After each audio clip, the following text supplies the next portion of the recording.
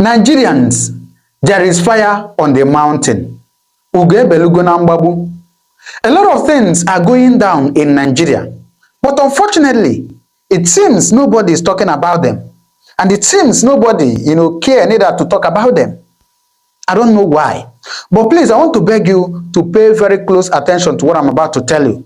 This is a security matter. Of course, I'm going to choose my words correctly. I want to beg you to pay or listen carefully, please. Now, before we get down to the news, I want to remind you, for those of you that do not know, that the President of America, President Donald J. Trump, visited China today. Today is the 13th day of May, 2026. He wants to have a meeting with the President of China, President Xi Jinping.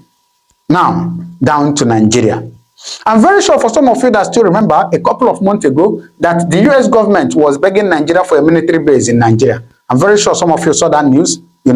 They begged Nigeria to establish a military base in Nigeria. But unfortunately, we woke up to the news that, the defense headquarters replied and said that no plan for foreign military base in Nigeria. So, Nigerian Army declared a request, saying there is no plan. Of course, you can see this news was published on the 6th day of March, 2026, just a couple of months ago. So, defense headquarters said no plan for any foreign military base in Nigeria. Unfortunately, we woke up on the 20th day of April, 2026, to the news that Turkey to establish military training facility in Nigeria.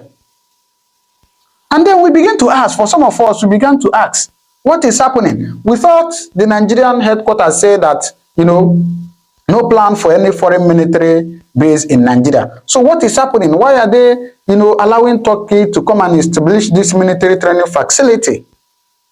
And we waved that away on the 20th day of April, just last month. Now, on the first day of May, we woke up to this news that a US congressman, Willie Moore, has officially asked Trump to take military action against Nigeria. And this is where the heat started once again.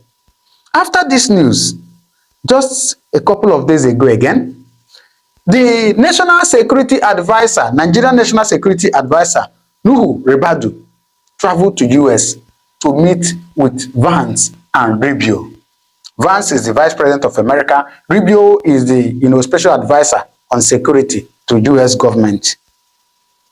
Nigerian Special Advisor or National Security Advisor traveled to US to meet them.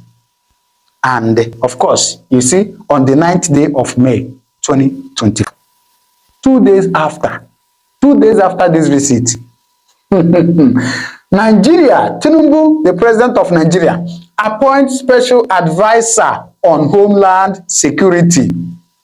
Have you heard that before? That Nigeria have, a Special Advisor on Homeland Security on the 11th day of May. One man, what is his name? Adeyinka. Okay, I have his picture. Adeyinka Fadewa. Adeyinka Fadewa is now the Special Advisor on Homeland Security. And nobody is asking question. What is happening? Why this appointment? Things are really happening behind the scene. But the ones we know, the ones we see, the ones we hear, we report. But unfortunately, even Nigerian media, most of them are, not really asking questions about all this. And I can tell you that all this is about what? 2027 or 2027 general election. That is all it's all about. They want to make sure they achieve their aim. Of course, we've had the news that America always interfere. Jonathan has told us that America always interfere in Nigerian election. So the present administration is doing anything they can to make sure that they are in peace with the US government before the 2027 general election. Well, I'm going to play a video for you now. A man who claimed that he was in Washington, D.C. a couple of days ago, where they discussed about Nigeria. So you can hear from his mouth and what they said. I don't know how true what he said is, but then that is the report he's giving us. According to him, he was there live. They were discussing about Nigeria in Washington, D.C. So please, take your little time, listen to him, then you do well to drop your comment in the comment section what to think. But I tell you that a lot is going down in Nigeria. Please, listen to him. I'm back. Look at me, wearing a pumpkin spice shirt today. I feel spicy today, but I also feel good. The next weeks and months are going to be politically spicy for Nigeria as Tinubu tries by hook or by crook to recapture the presidency. That he was declared president controversially a few years ago. I know you have been asking, Ofyong, where have you been? Why the silence? I have not been silent. I have been in the trenches, ladies and gentlemen. I have been in Washington, D.C. on April 21st. While many of you were wondering about my whereabouts, I was inside the halls of power at the Capitol Forum, organized by the International Committee on Nigeria, led by Steve Enada. This is the Ofyong Okwa Show. That's where I was. Watch this. Listen to what was discussed in the room, ladies and gentlemen. Just take a quick listen. Offer asylum protection to them and others threatened by this regime. Ensure a free election in 2027. It can be done for the cost of a Tomahawk missile volley. Tinubu was declared the winner with less than 9 million votes in a nation of 230 million. You heard that? A free election changes everything. You heard that? That is not Abuja speaking. That is Washington, D.C. in the United States. And that is exactly why my silence was necessary. These meetings take a long time. You don't scream while you are hunting. You scream once the target is locked. I spent those days in direct consultation with the policy actors who, in my opinion, are rewriting the destiny of Nigeria and West Africa in general. The Ofyong Okwa Show, ladies and gentlemen, you should all be proud, was in the room. The Ofyong Okwa was in the room when the highest powers in the US Congress compared Tinubu's administration to Germany during Hitler's authoritarian regime lead up to the Second World War. That is my baseline. The world no longer sees a government in Abuja, ladies and gentlemen. That's what I found. Many international observers increasingly see a regime of impunity. That's what I heard. I was an eyewitness to what I describe as the planning of the international hammer against Tinubu. And today, I am giving you the Akwa analysis of these results. The Ofyong Okwa Show analysis. The May 6th White House doctrine. Just yesterday. For those who think my trip was just for talk, look at what happened yesterday. This is the result of a lot of hard work by many Nigerian groups. May 6, 2026, the White House has shifted the entire global chessboard. They officially released the 2026 Counterterrorism strategy. And my opinion is this. I'm going to give you mostly my opinion. The era of diplomatic begging is over. No more sending of Remi Tinubu's wife, to go around begging prayer groups in the United States and come and disgrace herself. That era is over. In my opinion, the language and direction of recent US policy discussions increasingly amount to recognition by many Christians internationally that Christians in Nigeria are experiencing targeted religious killings. But here in Nigeria, you will not hear that on NTA, on channels or Rise. My observation at the conference and meetings I attended. They have in policy circles in DC increasingly designated Nigeria. This is where they are arriving at now as a global epicenter of terrorism. In my considered view, this isn't just a label. This is a target acquisition document. People have arrived at that conclusion. The Trump administration has signaled just a couple of days ago that if the Nigerian government does not immediately stamp out these terrorists, the US military will treat Nigeria as a combat zone. That is how I read. That's my own reading of the signals. Some people say Trump is taking too much time. Just wait. Remember the Christmas bombing I predicted before time? The policy now has moved from appeasement to neutralization. Tinubu, my message to you is simple and straightforward. The guns are blazing. Era has arrived. Issue 1, Matawale and the culture of the bribe. This is what Nigeria uses endlessly. Here is an additional bombshell I gathered while in that conference. Representative Kimberly Daniels, member of Congress, head of United World Congress of Diplomats, has alleged that Bello Matawale attempted to bribe American officials to soften genocide reports. So they will say there's no genocide, everybody's killing everybody, all those tricks. My take, it is the height of arrogance. Again, this is my informed view. You think you can use the money? I'm asking Matawale this.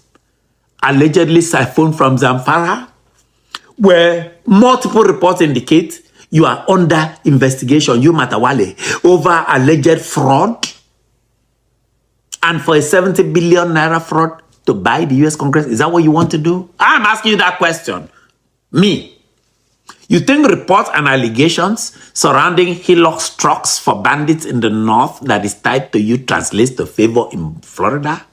We read these reports. You come and tell us whether it's true or not.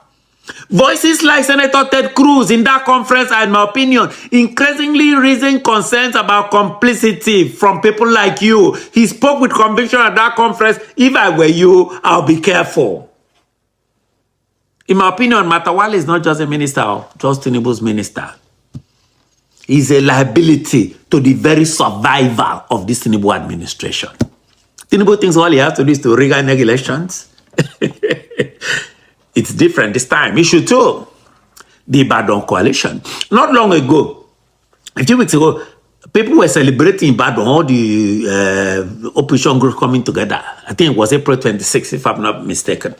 A group, opposition wanted to come together to counter Tinubu. But the official question has to warn Nigerians, keep your eyes open.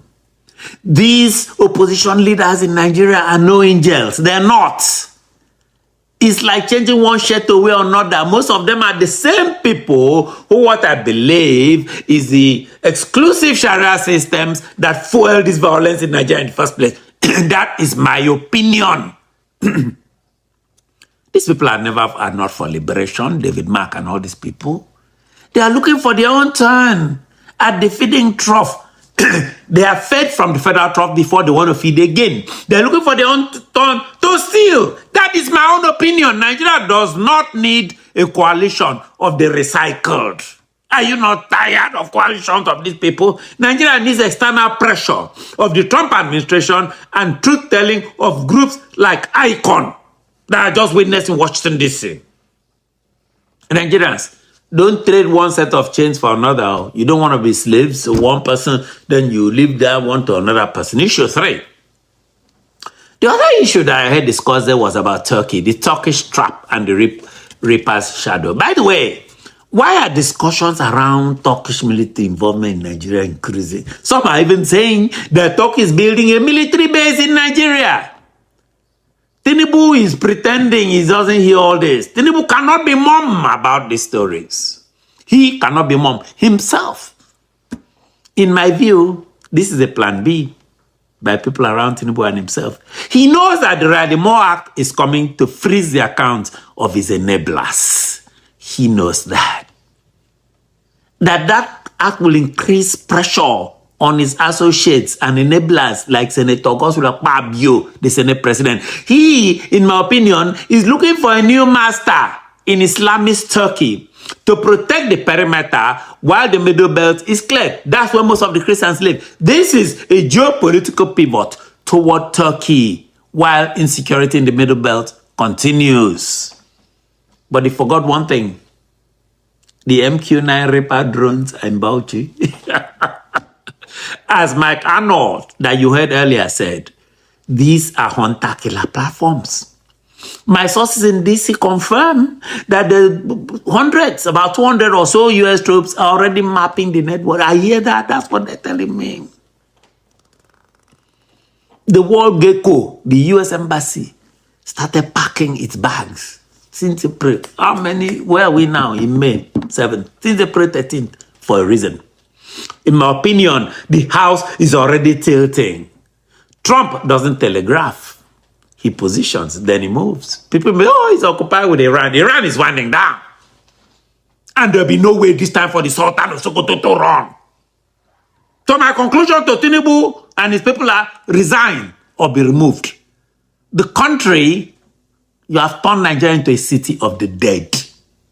You have. For example, the Emir of Kontagora, we read reports, is even linked to abductions.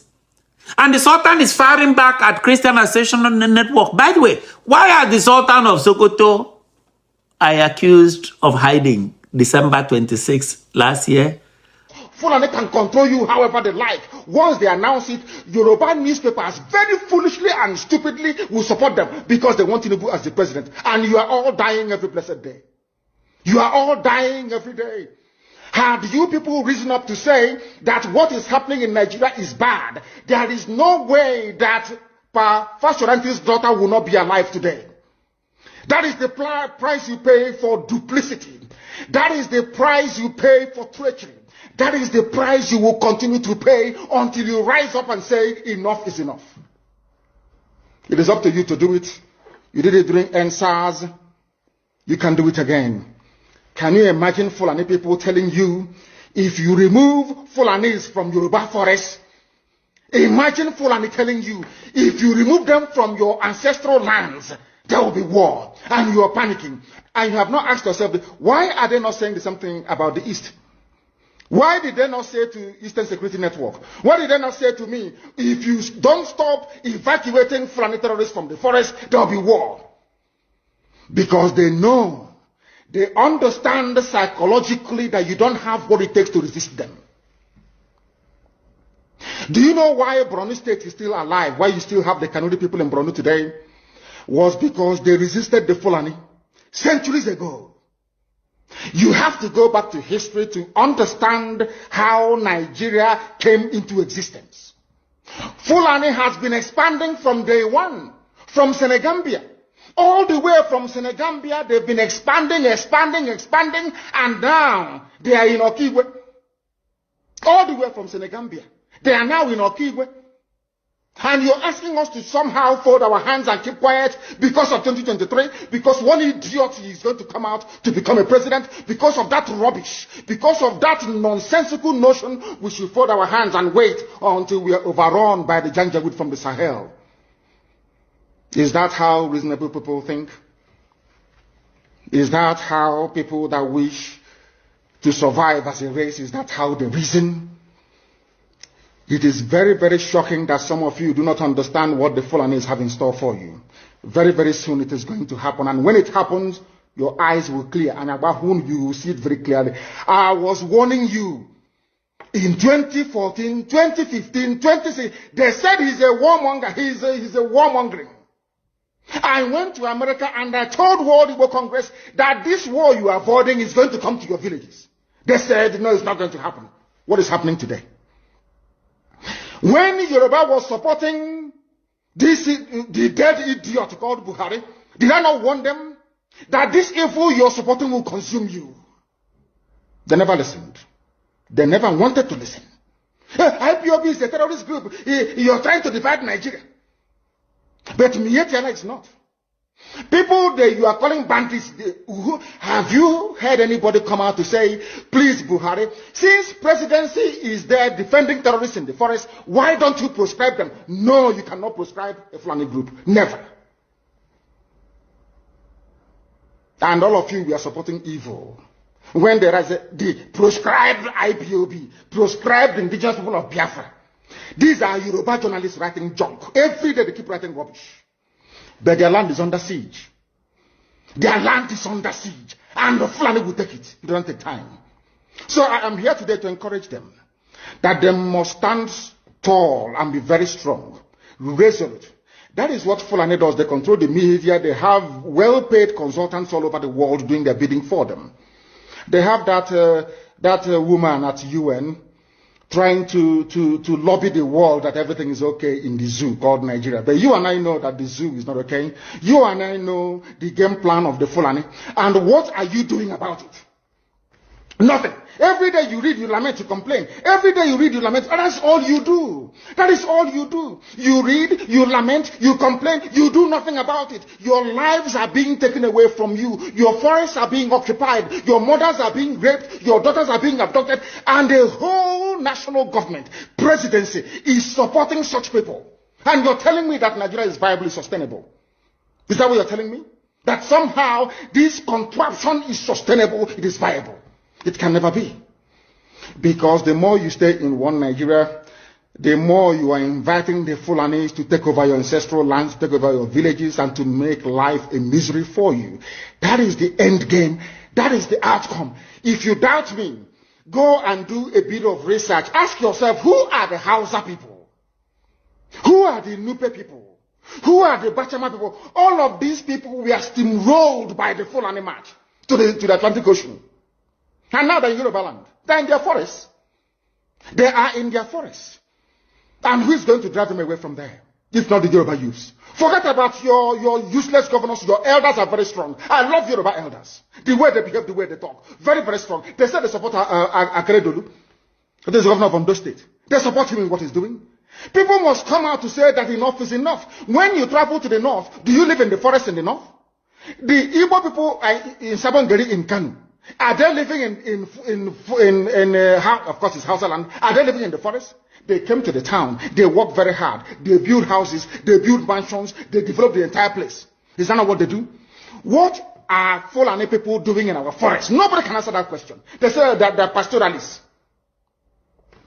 I want some of you who have had your breakfast this morning, please go to your fridge or go to where you keep your beverages and you will see pig milk. Pig. Some of us were raised on pig milk. For how many years now? And you keep asking yourself, what is pig milk? Pig milk is the same milk that the cows produce in Holland can be produced in the zoo. Tell me the country in the world aspiring to be a member of the UN Security Council where you move cattle from place to place. Are you people well at all? You so-called Nigerians, are you normal in the brain? I'm asking you a simple question. Show me a country that aspires to be in the 21st century, moving cattle from place to place, telling me they're grazing. Which country is that? Please tell me. All of you don't have any shame. When you have people, an entire presidency coming out to defend a very primitive, archaic agricultural practice, then you know you embrace serious mess. You are in one almighty trouble, I'm telling you. People are in a mess. The Holland that you get your pig milk from, do they move cattle from Rotterdam to Amsterdam? I'm asking you a simple question. But they produce the pig milk that you're drinking every blessed day. Why can't Fulani produce pig milk in Sokoto? Why can't they produce Carnation milk in Kanu? They have the cattle. Before the white man came, did you see any Fulani in your forest? All these people talking rubbish about movement of cattle and movement of... I'm asking you, before Britain came and handed over Nigeria to Fulani, ask your grandfathers, please, or your grandmothers. Ask them. All this nonsense we are hearing today in this so-called one, I want to tell you the dangers of one Nigeria. All this nonsense you're hearing today about one Nigeria, Fulani in our forest, Fulani in our village. Before the white man came, did you see Fulani moving their cattle all over the place? Did we not have meat to eat? They will answer these questions for you. Because sometimes in Africa, we don't reason very well. The way we reason is disjointed. It is disjointed. I can't understand for the life of me why, instead of them to waste all that money arming and equipping this Janjaweed army Mihetiala to come and conquer you and I, why don't they open a milk factory somewhere in the north and bring the milk down south? I'm sure Southerners will buy it. After all, pig milk comes all the way from Holland. Pig milk all the way from Holland. Now you understand it. Because of the way you people reason. Why can't you produce? Is it difficult to produce milk? The same milk that comes out naturally from the udder of the cow. Why can't you can it somewhere, pasteurize it, and send it to people to eat, to drink, or to do whatever with? All over the world, that is what is happening. In fact, they produce so much milk in Europe that they pour it away. Why can't you do the same thing? A whole president claiming they are in the 21st century are supporting a very primitive practice of moving cattle from place to all of you, you're not ashamed of yourselves. You have no shame. As somebody will say, your shame is shaming me. I'm telling you, you people from the zoo, I'm ashamed of your ignorance and stupidity. You people are hopeless, completely hopeless. One day I want idiot to come and say, we are intellectuals. And you're moving cattle from Kafanchan to Ahoda. You are intellectuals. You are intellectualizing. You are in the 21st century, you are moving cattle, driving cattle, Nama, from over 300 miles. It's claiming Yoruba forest is a place for you to be in. You want to relax, Yoruba forest is every Nigerian is free to live anywhere. And do their business anywhere, yes. But when an Igbo man tries to sell beer in Kano, you destroy it. You destroy their businesses, you destroy their hotels, but you can come down to the south and live anywhere you like and grace anywhere you like. And you're telling me that is a country, that is one Nigeria for you? The Fulanis we are talking, they call them the Funa movement. Our attention has been drawn to a decree credited to one Rotimi Akeredolu, asking Fulani people who have occupied some forests in Ondo State to quit. We are also aware of another incident in Oyo State where an illiterate political talk gave quit notice to Fulani people to leave their territories, which are now their irreversible homes. Are you listening? Fulani are now saying that Yoruba forest is now their irreversible homes. They have now occupied Yoruba land in perpetuity.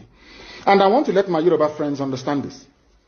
You see, in life, anytime you support evil, evil will come back to haunt you. All of you never knew that IPOB and this Biafra movement was for your liberation.